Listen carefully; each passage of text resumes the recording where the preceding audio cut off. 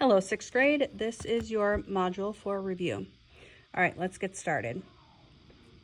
Question 1. Amanda is planning out her vegetable garden. She decides that her garden will be square. Below are the possible sizes of the garden she will create. Complete the table by continuing the pattern. So if we look, first we have notation, formula, and representation.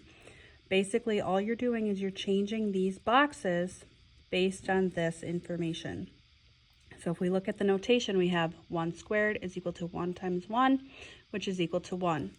So if we replace that and do 2 squared is equal to 2 times 2, that is equal to 4. So I'm just changing those 1s to 2s and changing my answer. So next we have the formula. We have area is equal to length times width.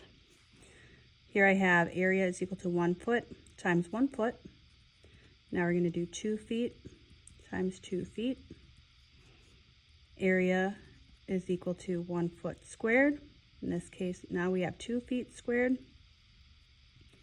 And then to simplify that, my area is equal to 4 feet. And then here we have a 2 by 2, or 4.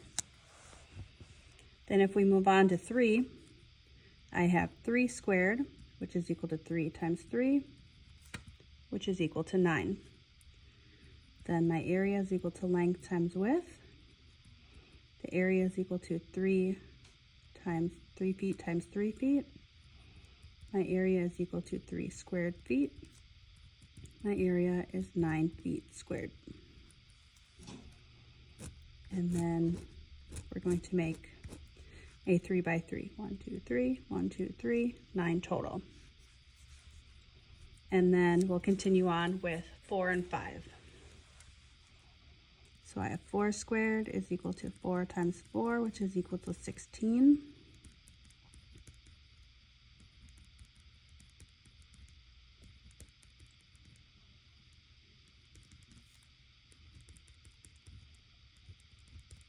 Okay, so I have length times width, 4 times 4, 4 squared, and 16. So I'm using these same models and just changing the values. And then we have 1, 2, 3, 4, 1, 2, 3, 4, a 4 by 4. And then 5. I have 5 squared is equal to 5 times 5, which is equal to 25. Doing that same formula, replacing it with 5s.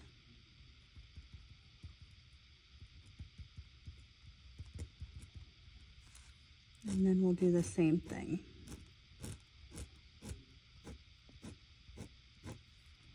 And I have 25 squares there. Now this last box, if you notice it says X. So we're going to do a generic form of this. So my notation is x squared, which is equal to x times x. And my final answer is x squared. For my area, I have length times width. I'm doing x times x. My area is x squared feet. My final answer is x squared feet squared.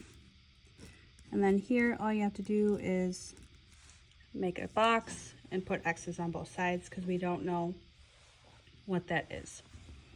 You can put x squared inside if you want, but you don't have to.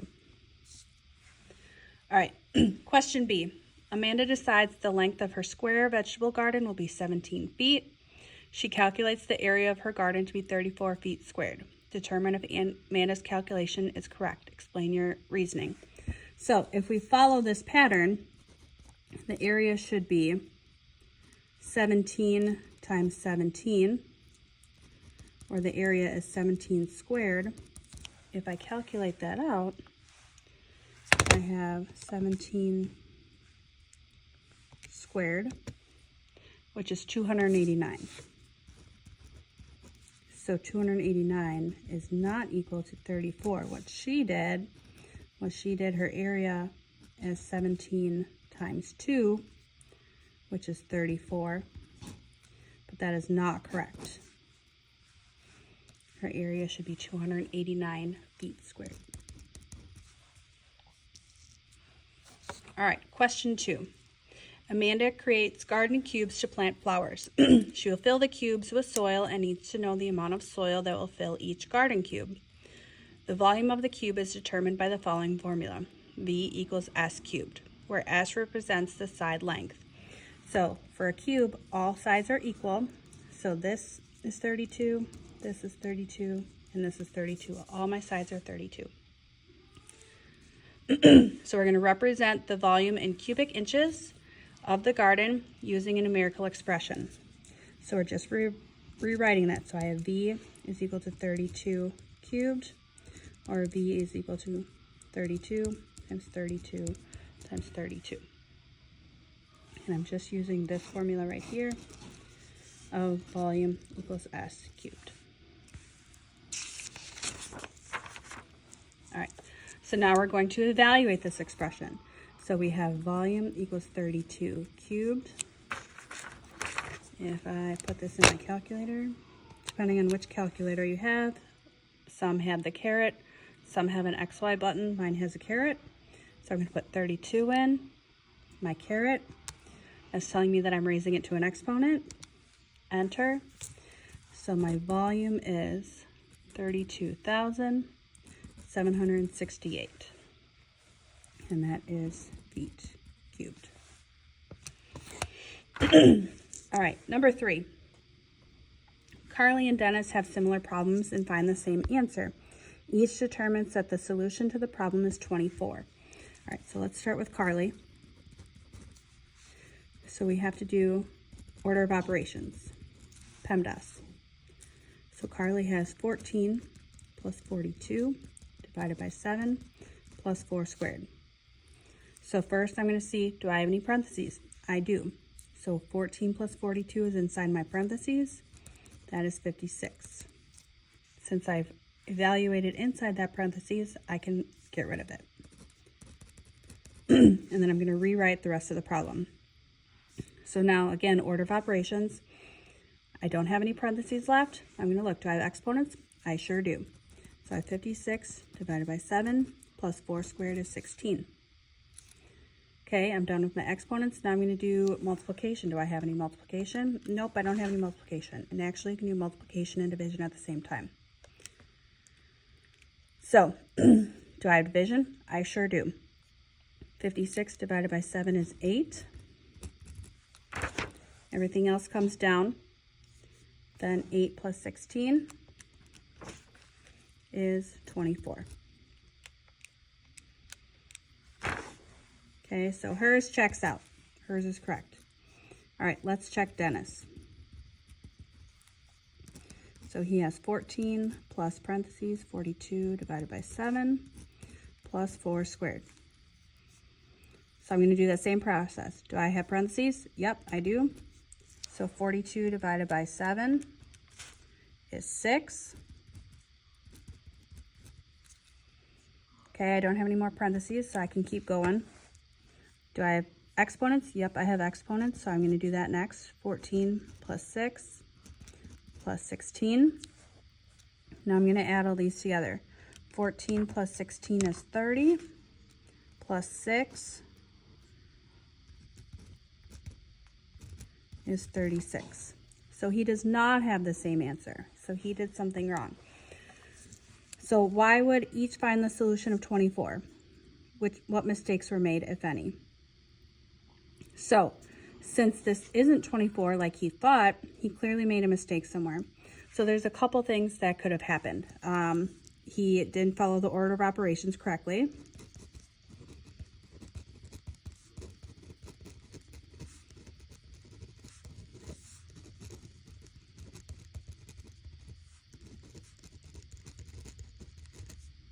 Or he just made math mistakes.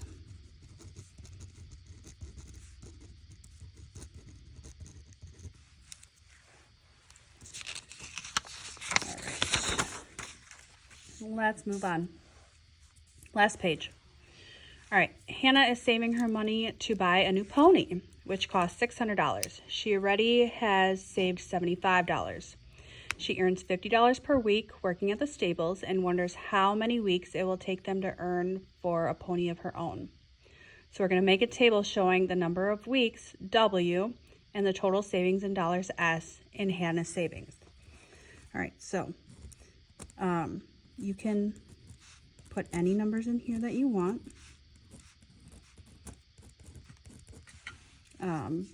It's good to at least start with 0, 1, and 2, but you could have gone up maybe by 5s or 10s, however you want.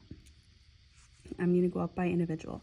All right, so she has $75 to start with, and then each week she's going to add 50. So we have 75 plus 50, which is 125. Another one is 175, 225, 275, 325, 375, and I'm just adding 50 each time. 425, 475, 525, 575, and 625. So we're showing the relationship between the number of weeks and Hannah's saving using an expression. So what's changing is this 50. So we're adding 50 each time. So we would do 50W because she gets $50 for every week, but then she also started with $75. So our total is equal to 50W, 50 times each week that she works, plus that 75 she already started with. So how many weeks will Hannah have to work to earn enough money to buy the pony?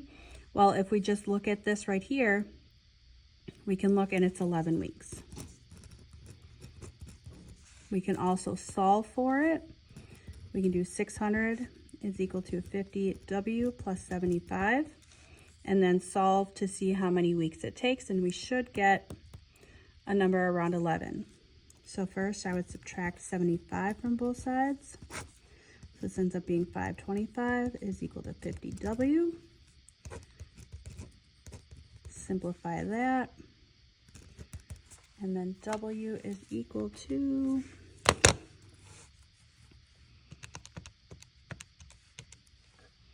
10.5.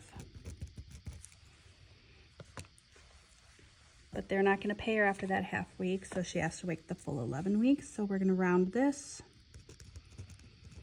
to 11. Okay, so both answers give us 11 weeks. All right, question 5. The elevator at the local mall has a weight limit of 1,800 pounds and requires that the maximum person allowance be no more than 9 people. Let X represent the number of people. Write an inequality to describe the maximum allowance of people allowed in the elevator at one time. So, it's telling us right here we need to use an inequality. So we have a weight limit and a maximum. So we need to know, can we include these information or not? So can we have 1,800 pounds? Yes, we can. Can we have 9 people? Yes, we can. So the weight, and we're going to use W. You can use anything that you want. So the weight needs to be less than or equal to 1,800. Then for the people, we'll use P. P needs to be less than or equal to 9. So we have the weight less than or equal to 1,800, because we can have anything less than that, we just can't have anything more than that. And then people, we can have less than, we can have exactly 9, or we can have just 7 or 4, 6 or 7. All right, so we're going to draw a number line diagram to represent all possible solutions to part A. All right, so we're going to do 2 here. We're going to do 1 for each. So this is going to be our weight, and this is going to be our people. So on our number line, we need to make sure that we're including this number somehow. Typically, it's going to be in the middle. So this is going to be, I'm going to do hundreds for this one.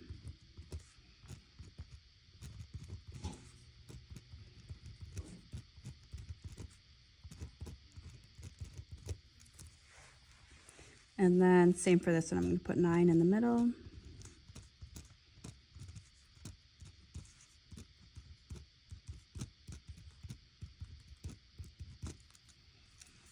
And then I'm going to look at my inequality. So if I have greater than or less than, I'm going to have an open circle on my number line. If I have greater than or equal to or less than or equal to, I'm going to shade that in. And let me find a different color.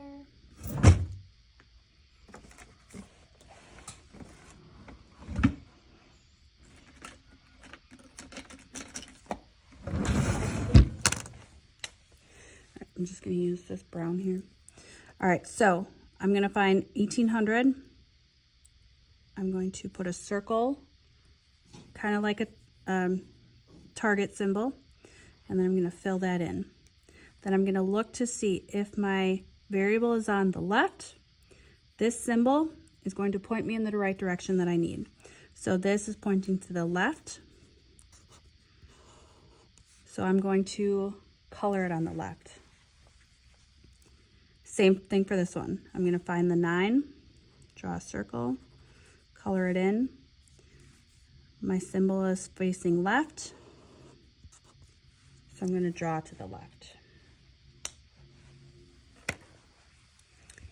And it looks like I did that question right here. So this actually goes here, this actually goes here. My fault. All right, if you have any questions, please feel free to ask. That is your review. Have a great evening.